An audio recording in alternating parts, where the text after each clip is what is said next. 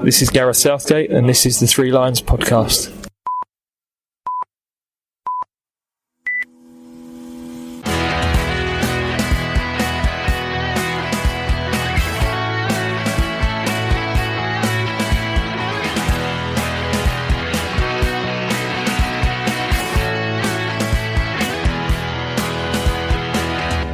Hello and welcome to the Three Lions podcast. My name is Russell Osborne and this is an independent England football supporters podcast. Not long now before the senior men take on Italy and Germany in their vital Nations League matches ahead of the World Cup. I'll be taking a look at that very soon. But this episode, we are once again celebrating the Lionesses. Following their European Championships win in the summer, they have now qualified for next year's World Cup to be held in Australia and New Zealand.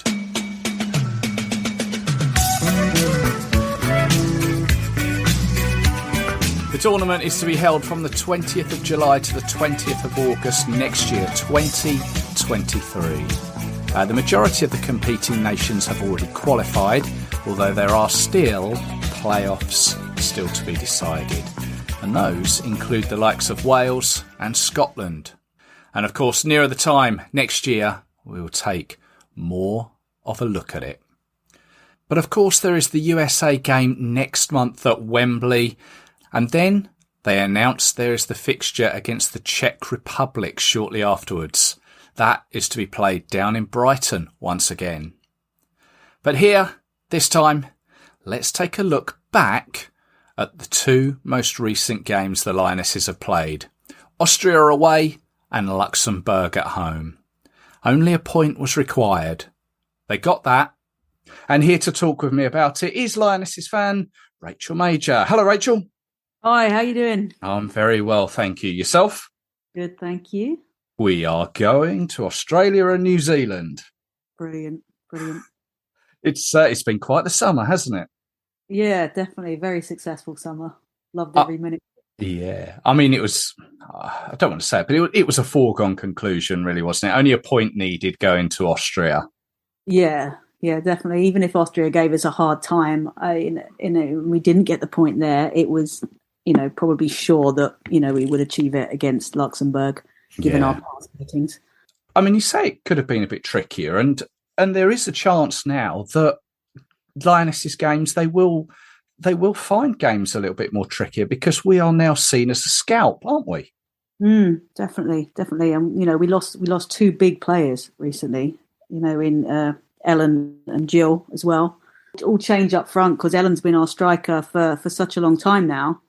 So we've had change there, but it's all going well. That's right. I mean, the changes that have come in. They've been, whilst it seems Serena doesn't change things too much, the changes that she's made to replace Ellen and Jill have been made sort of very subtly, I guess, with you like Russo just subtly coming in as a substitute and obviously being involved in the Euros, that when she's asked now to come in a game against Austria, a big game like this, it was natural for her. Yeah, I really like her. She's got the same height that Ellen has, and seems to have that determination to get them goals. She's in kind of like the same positions you would see Ellen in as well. I think it's a really good choice to have her as our number one striker. Yeah, she's exciting. Young player, exciting to watch. Hungry for goals. Really great. That's right, and she got the first goal over there in. I tucked it away was it on the volley, that one? Just sort of as she was falling away. Yeah, she definitely leaned out for it and tucked it in. Yeah, definitely falling backwards. Now, you didn't go to Austria, but I assume you know some people that did.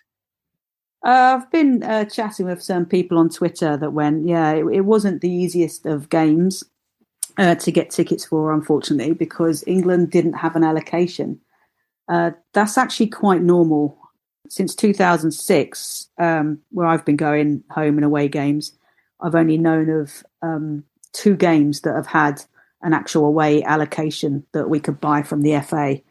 That was Belgium away for a friendly after the 2019 World Cup. And then most recently, the World Cup qualifier in Northern Ireland. Yeah. And we only got the away allocation there due to the work that Debs at Three Lionesses did with the FSA. So there wasn't going to be one for that either. So you have to go onto their websites, hit the translate to English button so you can read it and figure out how to get tickets and just guess at the best place to sit.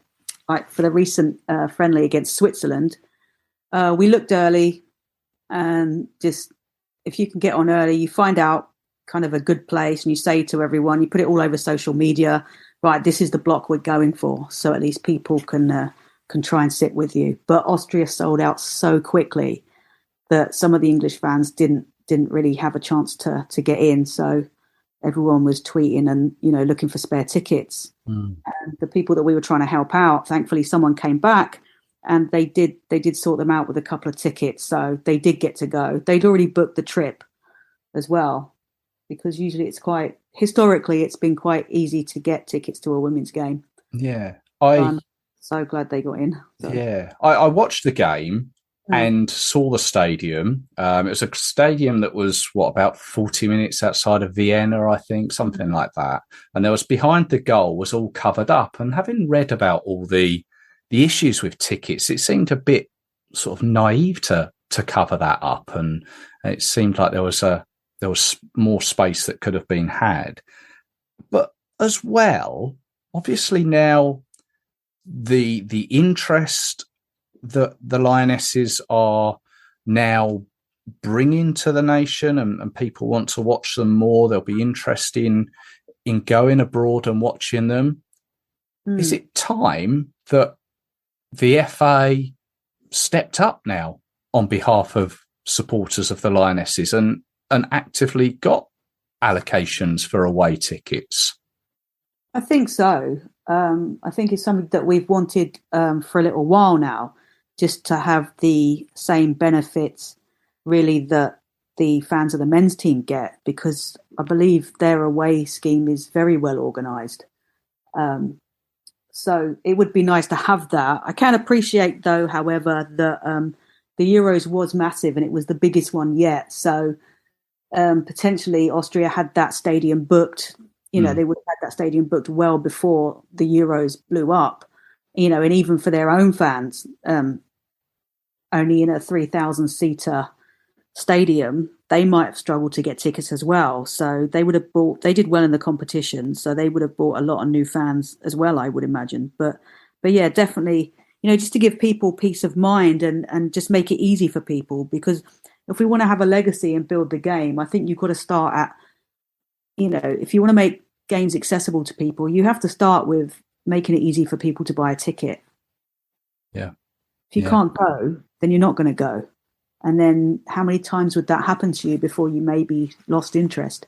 You're right. You're very right. Yeah, I think there now needs to be thought from the FA to seek out away tickets or source away tickets. And I don't know, maybe very quickly down the line, set up some sort of similar supporters club to what the men's team have, the England Supporters Travel Club. If it's going to make it easier for supporters to get tickets and to go away with that peace of mind of having a ticket, then it's got to be a no-brainer that, as you say, there is a legacy that is trying to be built.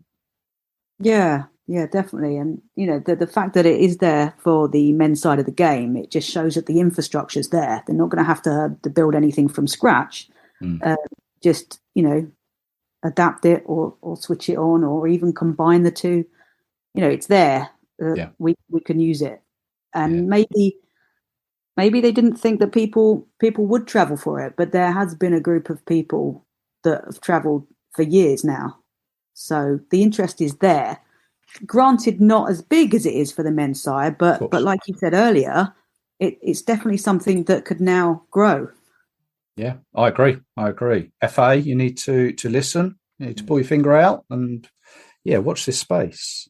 Nikita Paris, she got the second goal in the second half, following some great interplay. Great to see her scoring once again, isn't it? Yes, brilliant. Really good for her. Really like her as a player.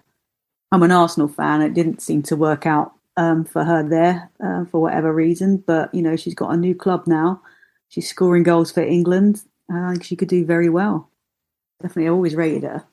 Yeah. Yeah. She's now at Manchester United women, Nikita Paris. And Lauren James, I didn't think actually she would play or in the game in Austria. I thought she'd play in the Luxembourg game, but she made her debut over there, and in doing so, I think she became the part of the first brother and sisters to play for England. Yeah, really pleased for her. She's such an exciting young player as well, because I believe she has played like with the youth teams as well, and back in the day she did play for Arsenal as well, so saw her there. But definitely an exciting player. Unfortunately, she had an injury, didn't she? She was out for a while. But, definitely one for the future. She should get more, game time going forward. Absolutely. And then, obviously, winning 2-0 there, the place in the World Cup finals was achieved. It was then for almost a homecoming party at Stoke, of all places. Yeah. Luxembourg were the opponents, a team who had beaten 10-0 away from home in the previous qualifying game. I tweeted it's got to be double figures again, and just made it on the 90th minute. Yeah. It's a game that you managed to get to. I did manage to get there. Yeah, I left early. I got to Stoke around 3:00. I did have to go straight to the stadium though, because our tickets didn't actually arrive until the day after. And I'd seen a lot. I know, right? I'd seen. It's not like the fixture hadn't sold out weeks and weeks ago. No. Paper tickets, though.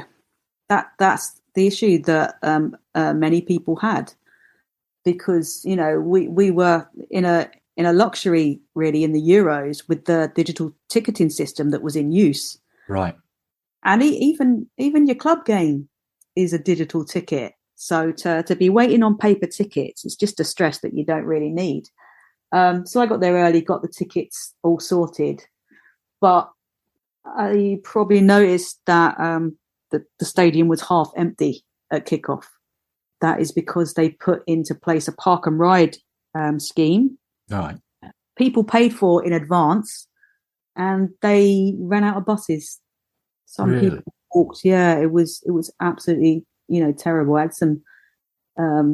One of our friends was quite upset really, because what was important is like, we know we'd already qualified. What was really important was seeing Jill Scott bring that trophy out, seeing Serena receive her award, singing the national anthem, which for all we know, we might be singing different words next time we have to sing that song. Yeah. So part for us to stand there and sing that. So it was quite upsetting for people. I've heard stories of people that didn't go at all. They might not have been able enough to walk that 2 miles. Really, really disappointed. To be fair, it's the worst organised game I've been to ever, I think. Now, where does the responsibility lie for that? Is that the local council laying on these buses that, from what I can gather, there weren't enough of? Was it the planning route? Was it the FA? I don't know how much influence the FA had on that. We're not even really sure, to be honest, who's at fault. I mean, you first start with people not having tickets. I think with the tickets, I think just to maybe say, there was a postal strike though, wasn't there? There was, but it's not like that came as a surprise, I don't think. No. I think we knew that they were going to strike. And if a game is already sold out, weeks ago, and these strikes are coming up, then what's wrong with getting them tickets out early? Yeah, that's true. People were just going back to school as well. So you could have had people on holiday. So, you'd want them on your doorstep when you got back, kind of thing. Like, yes. If you've been on holiday, it'd be nice if you got back, your tickets are there. That's something that, everyone's like messaging, and Stoke did eventually put a message out, but I believe they needed some prompting to do that, which is disappointing. If you're getting a lot of inquiries, the best thing to do is, if you've got more than 10, 20 inquiries, maybe put a tweet out or something. There's clearly an issue. Save yourself the trouble and the phone calls. Just put something out to help people. But I know that the FSA is gathering information on what was happening with the park and ride, and they are going to take that somewhere, because it's not the right way to treat our supporters. And for some people that didn't get to go to a Euros game, again, that might have been their first experience of an England game, and it was a giant faff. And people may have that. It's like, I'm not doing that again. Yeah, even understandable. It was horrible to get to by public transport, to be honest. I got off the train, and then there was a bus, but you'd be waiting half an hour for a bus, and to get there, you walk along a canal. It's like, right, I've got here. There is no way I'm walking home along this canal. Right. So I'll be in it. But you can't have, like, if you look at the audience type as well, it's different. I know it must happen for men's football matches, and it's probably not right there either, but there is a lot more like women and children at these games that don't feel overly safe walking places like that, especially at night. Yeah. So I'm not sure it was an ideal location. Yeah, I mean, let's hope lessons can be learned and the reasoning can be found out. And going forward, if Stoke is going to host a game again, that they can do it in a better manner. But obviously, the game 10-0. Goals from Stanway, Russo, Daly, Mead, Beth England got a couple. Nikita Paris got a similar one to the one she got against Austria. Ella Toon got a penalty, and Lauren Hemp scored. 10-0. As I've said a couple of times, it's all fun scoring these goals and seeing us win by big margins. But after a while, I sat there. I mean, granted that when the 10th goal went in, I was like, yes, they've hit double figures. But 7th, 8th, 9th, I was like, okay, great, well done. I kind of lose my, not enthusiasm, because I'm always watching it, but I don't celebrate those goals so much. What's your thoughts on people sort of reflecting on some of these big score lines? Yeah, I get what you're saying. I mean, we still did, like, I guess my celebrations were maybe a bit muted. Still celebrated, but maybe a bit muted, whereas some of my friends celebrated a little bit more because they missed the first half. So, that was goals to them. But I still celebrated. I'm in a stadium, my team's scoring goals, and, it's encouraging that there are different scorers, and there was some great play leading up to those goals. So it's good to celebrate that. Yeah. But when I watched the highlights, that I really felt for their keeper. I mean, she's only young as well, wasn't she? Yeah. So you can only play what's in front of you. And I don't think this team would ever deliberately take it easy on anyone, because they've got this mentality of being winners now. And that's at whatever it takes. You want to win, and you want to win well. And all of those goals is good for them, because it will bring them confidence going into our next game. We're playing the world champions next. So, but is it that we do need another pathway? Should we have had some of those massive scores that we've had? Should there almost be like a pre-qualification almost, with the nations that are ranked lower to, bring the best ranked nations up? Because can't be that good for them to be losing by that much. That's really my feelings. Yeah. I mean, as you say, the goalkeeper there, she was so young, but to her credit, she did make a couple of cracking saves. Yeah. But after a while, if you're having to pick the ball out 10 times a game, it's not just the goalkeeper that's going to feel frustrated. The whole team is going to feel demoralised. But I certainly think there needs to be something looked at, as you say, either a pre-qualifier or a similar Nations League setup that is in the men's game.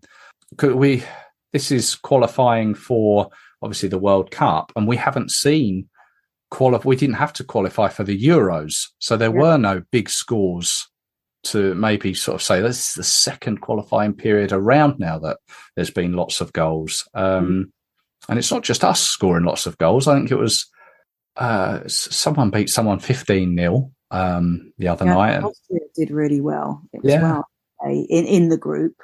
Yeah. But having said that, the Netherlands were held 0-0 right until the last minute against Iceland.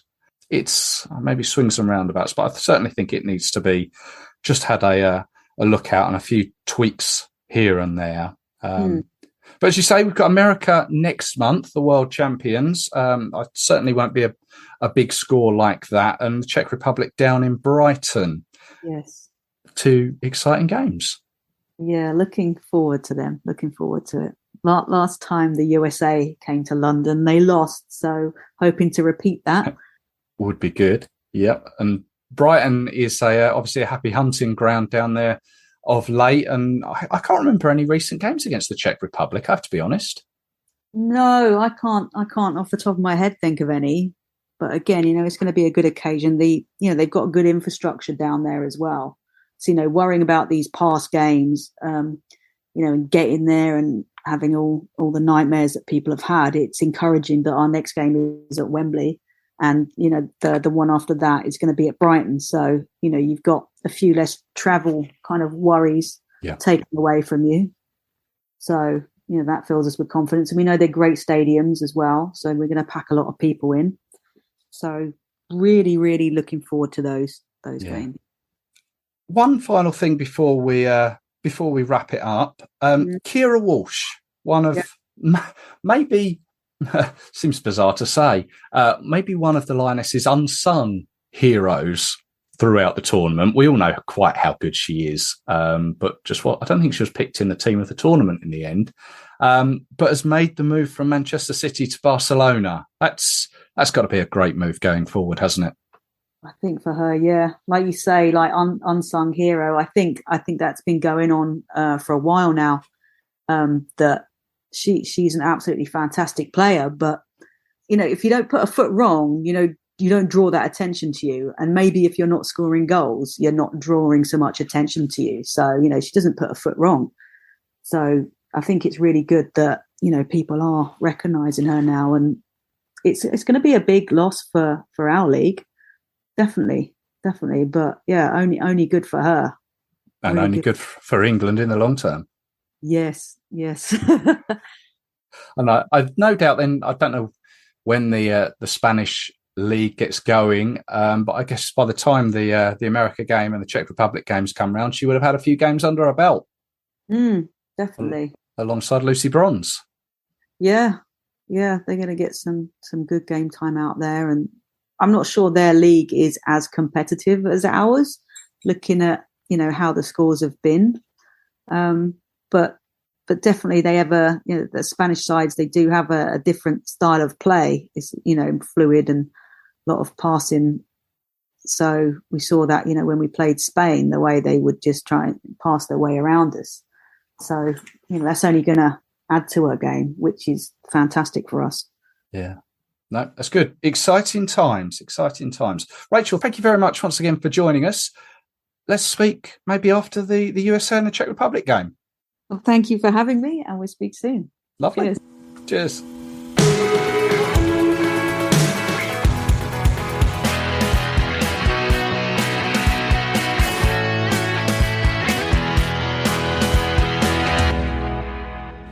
Thank you to Rachel there for her time. Hopefully we'll speak again with her after those games against the USA and the Czech Republic. Now, she mentioned about singing God Save the Queen just there.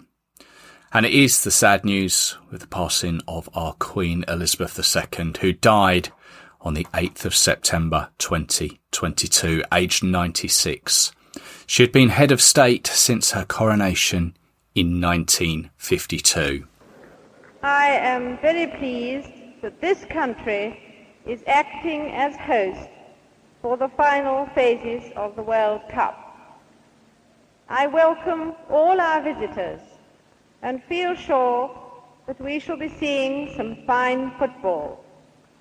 it now gives me great pleasure to declare open the 8th World Football Championships.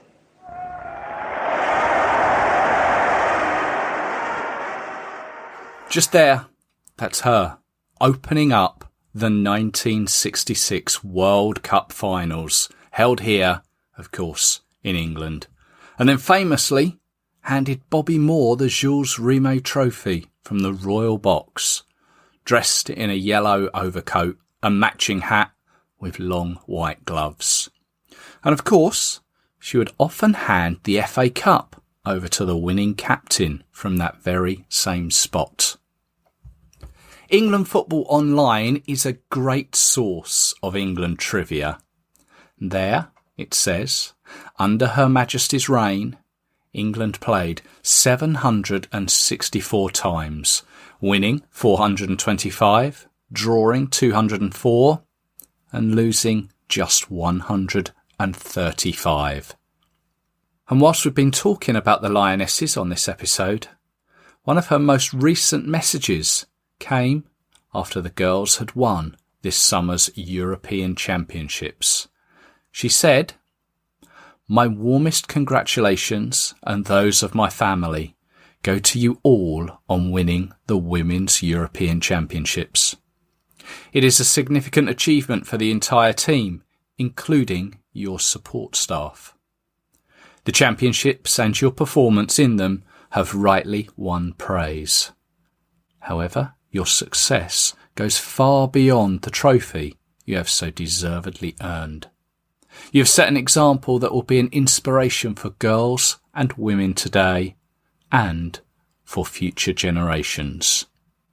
It is my hope that you will be as proud of the impact you have had on your sport as you are of the result today."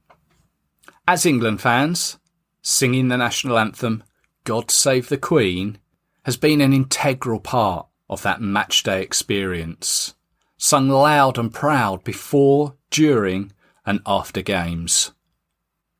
We'll never see the like of her again, but I can think of no more fitting way to end this episode than with the national anthem from the Euro 96 semi-final.